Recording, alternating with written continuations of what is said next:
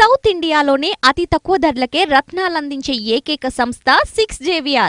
ఏపీలో ఒక ప్రధాన ఘట్టానికి ఈరోజు తెడపడింది.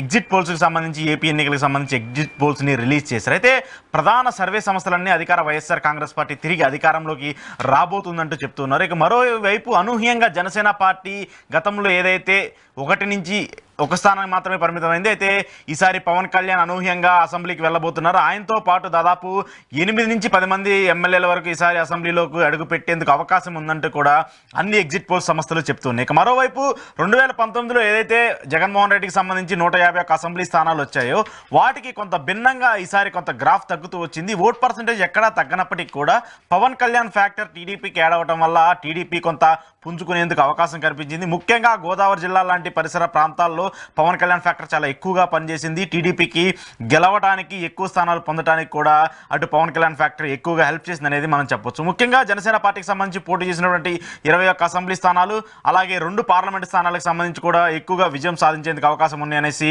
ఎగ్జిట్ పోల్ సంస్థలని చెప్తున్నాయి. ఒకసారి క్విక్గా ఎగ్జిట్ పోల్స్కి సంబంధించి ఏ సంస్థ ఏ పార్టీకి ఎన్ని సీట్లు అనేది కూడా ఒకసారి అనాలిసిస్ చేద్దాం. ముందుగా ఆత్మసాక్షి సర్వే వైసీపీకి 98 నుంచి 116 స్థానాల్లో విజయం సాధించేందుకు అవకాశం ఉందని చెప్తూ వస్తుంది.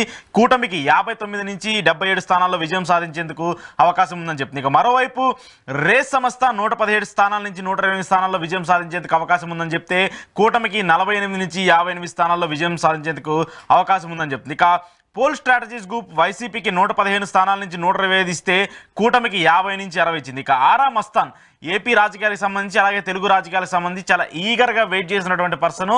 ఆయన ఏదైనా ఒక సర్వే ఇస్తే ఖచ్చితంగా జరుగుతుందని చెప్పేసి కూడా ప్రజలందరూ భావిస్తున్నారు. ఆరా మస్తాన్ సర్వేకి సంబంధించి చాలా అనూహ్యంగా ఆరా మస్తాన్ ఒక పోల్ స్ట్రాటజీ ఇచ్చారు.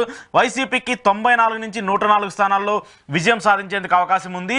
ఇటు టీడీపీ జనసేన కూటమికి 71 నుంచి 81 స్థానాల్లో విజయం సాధించేందుకు అవకాశం ఉందని చెప్పేసి చెప్తున్నారు. ఇక లోక్సభ సీట్లకు సంబంధించి కూడా చూసుకుంటే వైసీపీకి 13, టీడీపీ 2, జనసేన 2, బీజేపీ 1 స్థానంలో గెలిచేందుకు అవకాశం ఉందని చెప్పేసి ఆరా మస్తాన్ చెప్తూ వస్తున్నారు. సో ఓవరాల్గా మెజార్టీ స్థానాలు మొత్తం మెజార్టీ ఎగ్జిట్ పోల్స్ మొత్తము ఇటు జనసేన పార్టీకి కొంత అడ్వాంటేజ్కి ఇస్తే మాత్రము కూటమికి షాక్ ఇచ్చిందనే చెప్పాలి. కేవలం వాళ్ళకి ఏదైతే మ్యాజిక్ ఫిగర్ 88 రావాల్సి ఉందో ఆ మ్యాజిక్ ఫిగర్ని కూడా దక్కించుకునే పరిస్థితిలో లేరు అని చెప్పేసి కూడా అన్ని ఎగ్జిట్ పోల్స్ చెప్తాయి. జగన్మోహన్ రెడ్డి పెట్టుకున్నటువంటి టార్గెట్ వైనాట్ 175 అని చెప్పేసి ఆయన టార్గెట్ పెట్టుకున్నారు. వైనాట్ 175కి రాకపోయినప్పటికీ కూడా తిరిగి ప్రభుత్వాన్ని నిలబెట్టుకునేందుకు జగన్మోహన్ రెడ్డి తీవ్రంగా కృషి చేశారని చెప్పాలి. ముఖ్యంగా కూటమికి సంబంధించి 2019 ఎన్నికల్లో టీడీపీ జనసేన బీజేపీ ఇండిపెండెంట్గా పోటీ చేసినటువంటి పరిస్థితిలో ఇప్పుడు 3 పార్టీలు కలిసి పనిచేస్తున్నాయి. 3 పార్టీల కూటమి కొంత అడ్వాంటేజ్ అయినప్పటికీ కూడా పార్టీని అలాగే ప్రభుత్వాన్ని ఫామ్ చేసే విధంగా మాత్రం కూటమి ఎక్కడా కూడా